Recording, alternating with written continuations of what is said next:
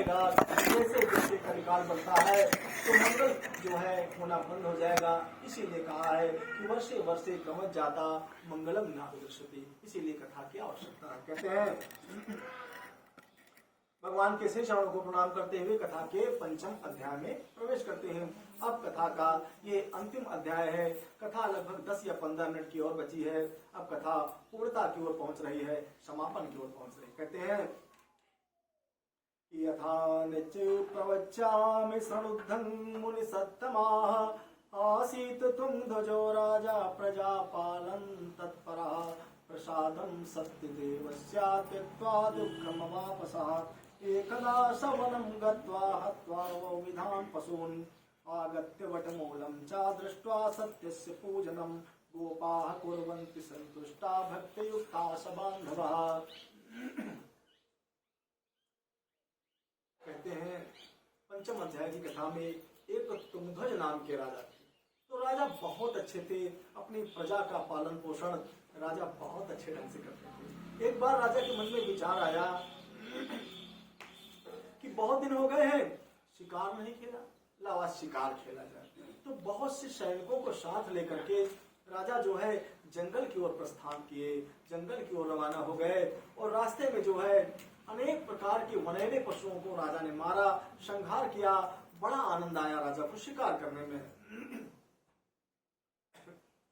रास्ते में जो भी शिकार मिले, इसको मारा, उसको गिराया, उसको दौड़ाया, मारो मारो मारो काटो।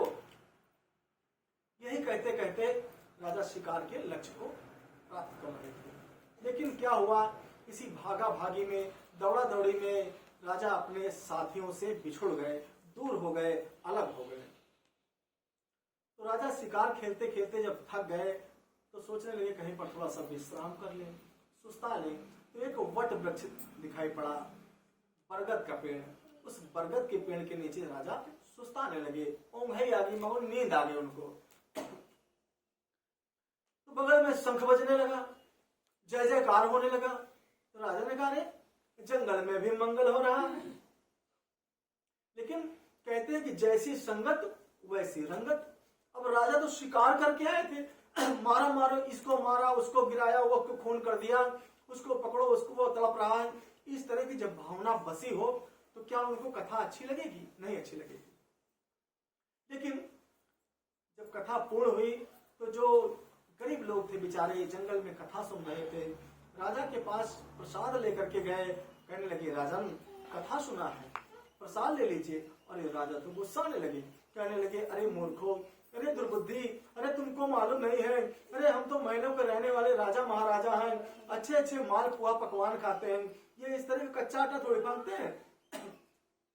अरे इसको खा लेंगे ना हमारा पेट गुड़गुड़ाने लगेगा, दुखने लगेगा पेट। और तुम कभी आकर के हमारे यहाँ देखो,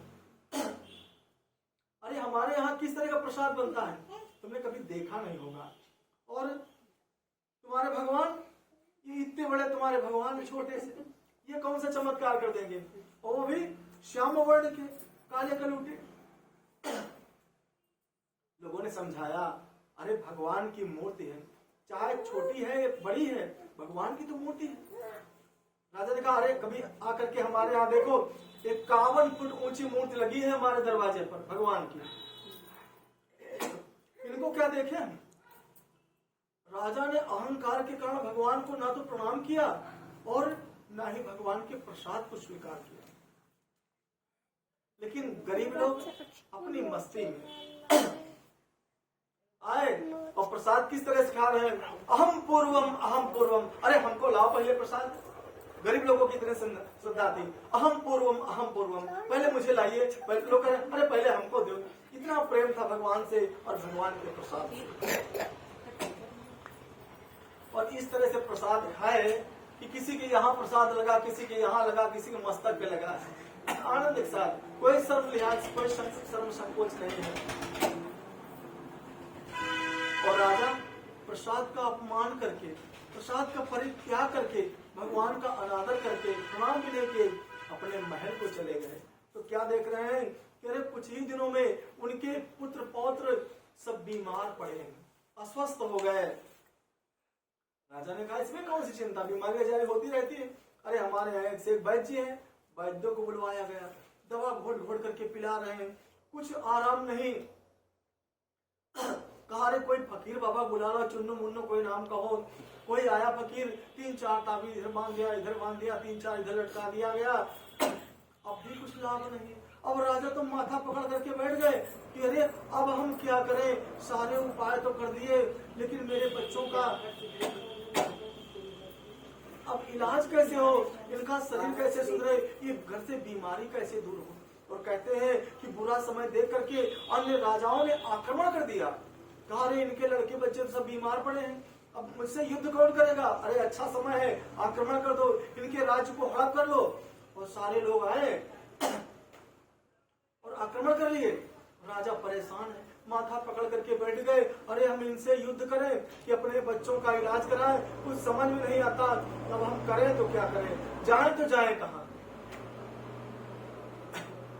अंततः राजा ने निश्चय किया कि हमको लगता हमसे भूल हो गई, त्रुटि हो गई है, और वहीं पर गए जहां पर भगवान के प्रसाद का अनादर किया था, अवहेलना की थी, अनादर किया था, प्रसाद लेने से इनकार किया था। वहीं पर गए राजा और सब लोग के साथ जो है जितने उनके अनुयायी थे, सैनिक थे,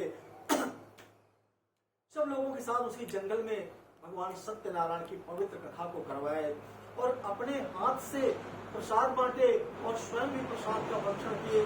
और उसके बाद भगवान से प्रार्थना कर रहे हैं कि हे समस्त सृष्टि के रचयिता, पालन करता, संहार करता, हे प्रभु, हे नारायण, हे भक्तवत्सल, हम आपके शरण में आए हैं।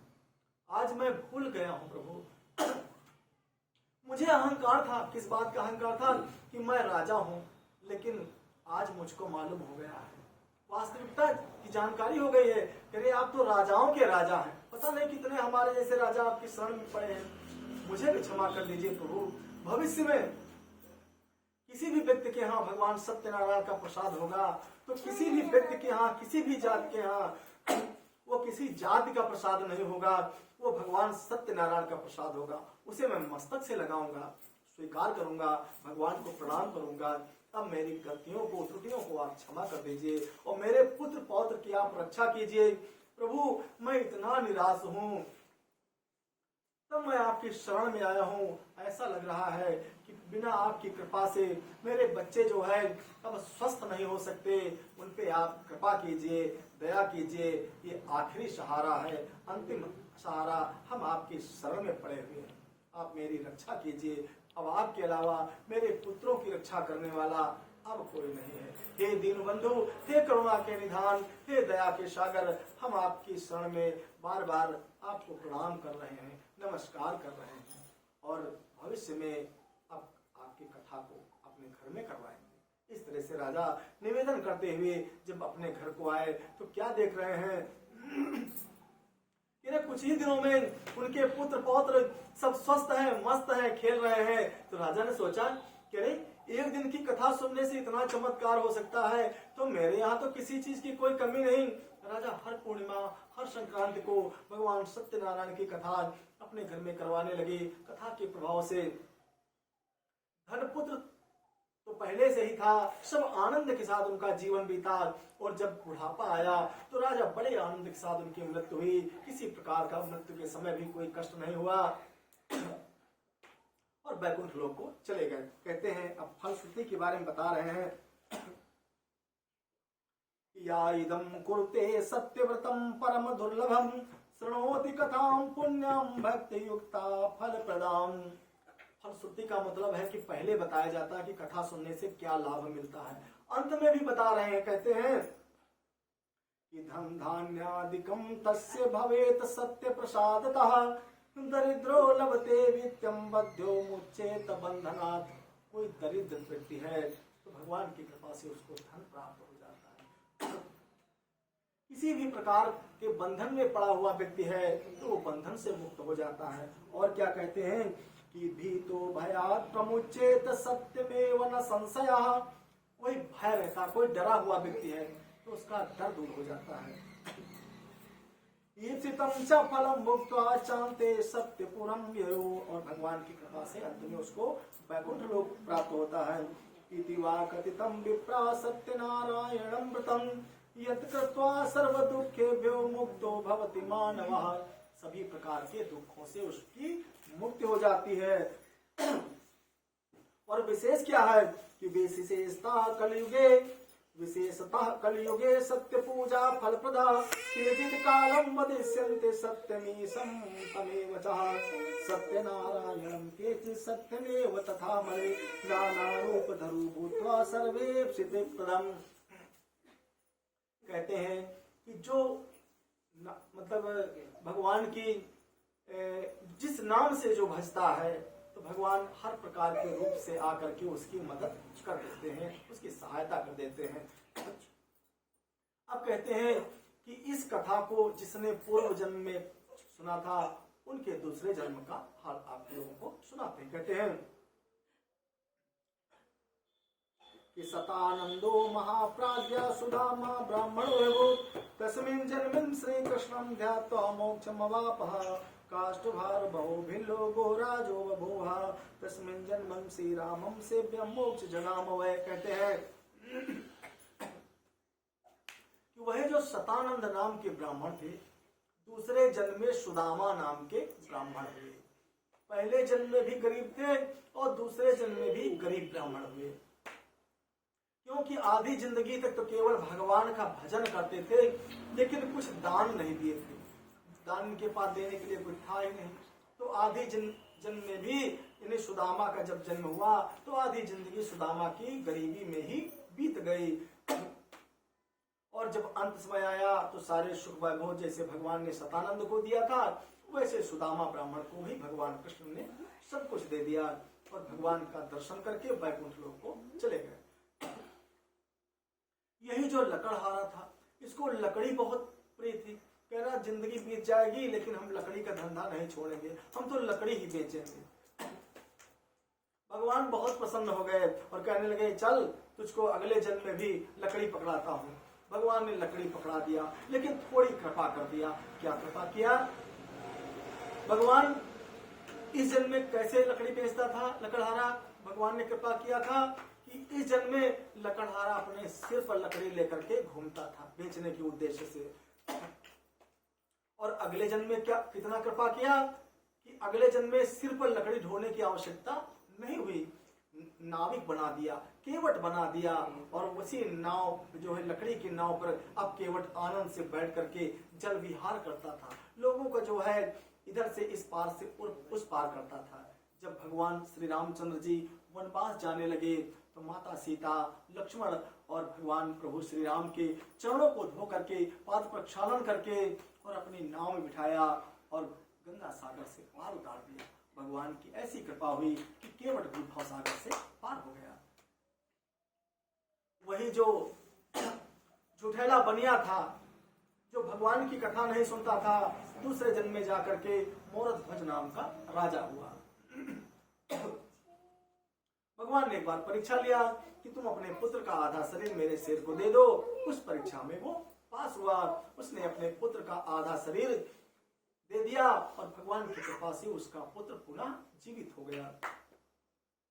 अब वही जो राजा तुंगध्वज थे वही स्वयंभू मन हुए, भगवान की कथा सुनते थे, सुनाते थे। इसमें भी बड़ा आनंद आता है।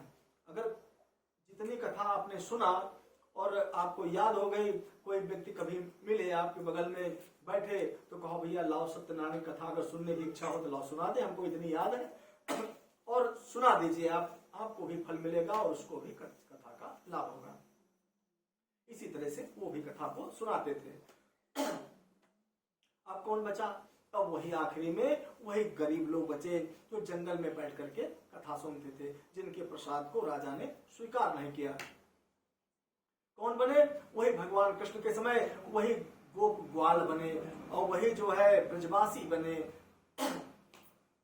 लेकिन भगवान कन्हैया से प्रेम बहुत करते थे, गरीबी अमीरी नहीं समझते थे कि मैं गरीब हूँ, भगवान कन्हैया जो है बहुत बड़े हैं, बहुत, अरे वो तो मेरा कन्हैया है, मेरा दोस्त है, मेरा मित्र है। इस तरह से जो है बिना कन्हैया के दर्शन किए भोजन नहीं करते थे।